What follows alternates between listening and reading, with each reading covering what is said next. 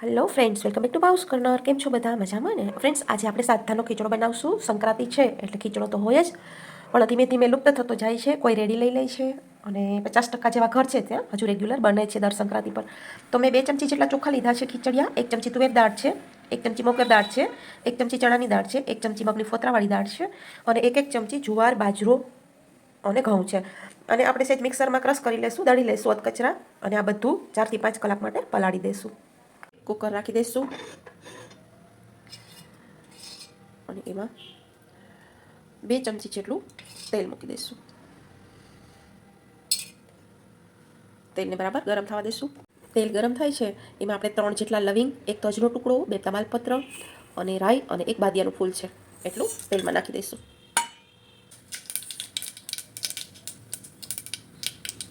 આપણા ખડા મસાલા બધા ફૂટી ગયા છે તો 3 કાજુ, જીરું, 1 ચમચી તલ છે અને સેજ હિંગ એ મૂકી દઈશું. એમાં વઘારી દઈશું. મસાલા કરી દઈશું. 1 ચમચી ધાણા જીરું છે, અડધી ચમચી હળદર છે, અડધી ચમચી મરચું પાવડર અને સ્વાદ મુજબ નિમક. 1 ચમચી જેટલા લીલા ચણા છે એડ કરી દઈશું અને 1 ચમચી વાલ છે લીલા, 1 ચમચી વટાણા છે અને 1 ચમચી તુવેર છે એ પણ એડ કરી દઈશું. 1 બટેટું છે મીડિયમ, એને કટ કરી લીધું છે એ પણ એડ કરી દઈશું. 1 મીડિયમ મરચું છે, તમે તીખું પણ લઈ શકો, એ પણ એડ કરી દઈશું. 8 થી 10 મીઠા લીમડાના પાન છે એડ કરી દઈશું. વઘારમાં નથી મૂકતા, આપણે ઉપર જ મૂકીએ છીએ જેથી પાન લીલા રહેશે. એક નાનકડો ટુકડો ગોળનો એડ કરીએ છીએ. આપણે પરંપરાગત જે ટ્રેડિશનલ ખીચડો છે એ બનાવીએ છીએ એટલા માટે એમાં ગળાશ ખટાશ બધું આવે એ જે આપણા વડવાઓ બનાવતા એ રીતે.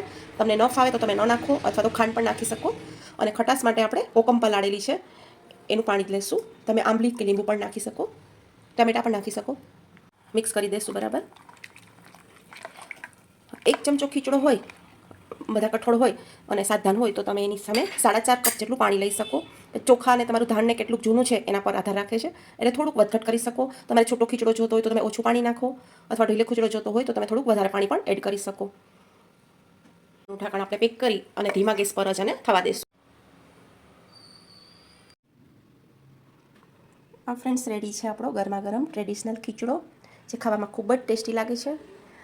અને ઉપર ધાણા ભાજી અને મેં દેશી ઘી નાખેલું છે. ઠંડો થાય સવારે એટલે તમે આના તલના તેલ સાથે પણ એકદમ સરસ લાગે છે. એક વખત ચોક્કસથી ટ્રાય કરજો. આવજો ફ્રેન્ડ્સ, ટેક કેર.